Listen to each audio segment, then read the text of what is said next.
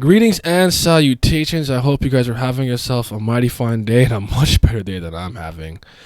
Over here in Canada, we have a nationwide outage because two major telecommunication internet provider companies have a huge monopoly over here. This is Rogers and Bell. I use Rogers. Rogers is down, which is affecting 911 services, internet providers and services, wireless stuff, and Interact, which is debit. It's just crazy. It's just a mess over here right now. But I cannot do the video that I planned on doing today or the stream that I want to do today. So I'm sorry.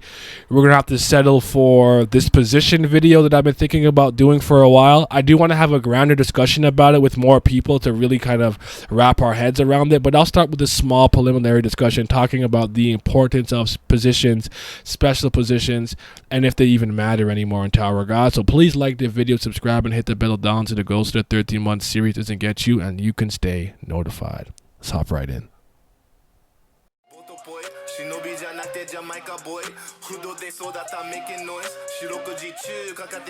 It don't matter though.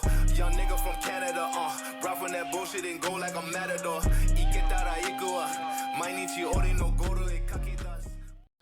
There have been several translations for this over the course of the series. I've always liked Lighthouse Keeper more than Light Bearer, but you've had a wave controller, Lighthouse Keeper, a scout or observer, a spear bearer, fisherman, or angler was one of the earlier terms we used to use for that one. Then you have a guide, defender, anima, wansula, dansula, Huamyosa, and Giansula. So I'll just kind of explain this real quick. Giansula, lightning user. Huamyosa, I'm sorry if I'm saying that completely wrong. Flame user. Dansula is a pressure user. We saw one of like that dark skinned guy with like the white hair, I think in the blue, was part of like Yuri's team or something like that. He like used that hammer to do that. Circle user, Wansula, is like Mio Love, combining Mio and So in a certain type of way. So like blue aura and stuff. Animas we've seen with obviously people who control animals and the divine sea creatures.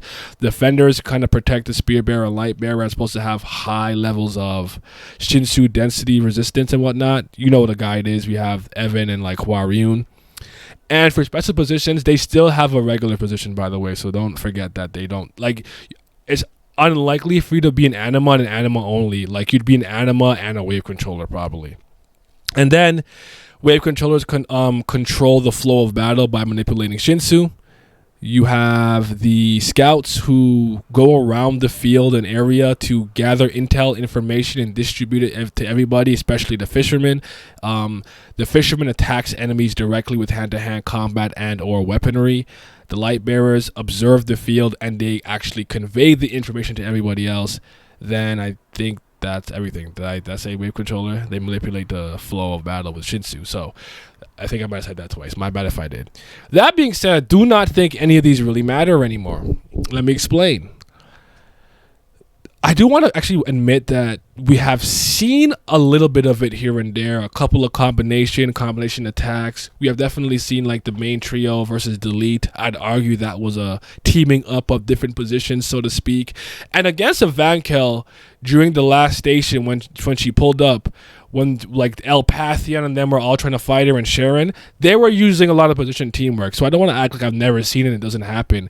It's just that based on SIU's statement in his blog post that post floor 20, you would see a lot of positions and combinations like light bearer, spear bearer, and scout fisherman becoming a lot more frequent. I just haven't really seen that. I usually see a statement where like someone's like, well, I am a scout after all. And it doesn't really mean anything when you just kind of say it through the exposition like that or just throughout the text and you don't have it have any real meaningful utilization throughout the actual story itself. And I would argue that for a while they were trying to make them seem important during like the course of season 2. And when the power ceiling or glass ceiling of power and the power scaling got wonky and bad and Bam was just kind of winning everything and had his Shinwan Ryu, I think a lot of this stuff became obsolete because even if Bam is on the field and doesn't know what's happening and he gets caught off guard by a lot of things, just because of his irregular shenanigans, he'll be fine and he'll find a way out of it. So I just don't think they really matter. You'll hear statements like, I am a fisherman after all. I'm good at hand-to-hand combat. I think we'll get stuff like that here and there. And maybe I'm wrong. and maybe like higher up in the floors when they have to fight maybe more powerful divine sea creatures or maybe some blue holes and stuff, they're going to have to actually combine the 5 positions well, utilize tactics well to take down these guys, especially if Bam's not involved, right? So remains to be seen, but I really don't think that this is something that's important to the series anymore. I hope I am wrong, but what do you guys think? Do you guys think that positions in the Tower of God series are still a thing that truly, truly matters, and we're going to see a lot of it moving forward? Or it's kind of like, whatever, it's done. It's going to be underutilized and kind of mentioned here and there just to be like, remember, these still matter, where Kun's like, oh, I'm upgrading my lighthouse because, I'm a lighthouse keeper. I don't know. Anyways, y'all be safe. I'm so upset. I'm just not a fan of monopolies, man. No 1 or 2 companies should have such major control over so many different services in a place or a country. But hopefully the internet comes back up soon and I can make the content I really want to make. But you guys be safe. Have yourselves a mighty fine day. Let me know what you think in the comment section below. Like and subscribe. Check the description, and I'm going to be out. Shout out to the Patreon gang. Yes, sir. Shout out to my CBL, the Certified BAM lovers, and my priests of fire. But especially to the Fifth Zen gods. Shout out to Triss, Abdel, AJ, Alan, Bloody Winters, Childish, Nujabes, David Langstaff, Irene Sharda, Jamarcus Cole, Cayenne, Chris, Lazy Dragon, Lucky Roo, Miles, Revenant, Scobe, Simi, and Sunny Kathapali. Your support is greatly appreciated. Thank you.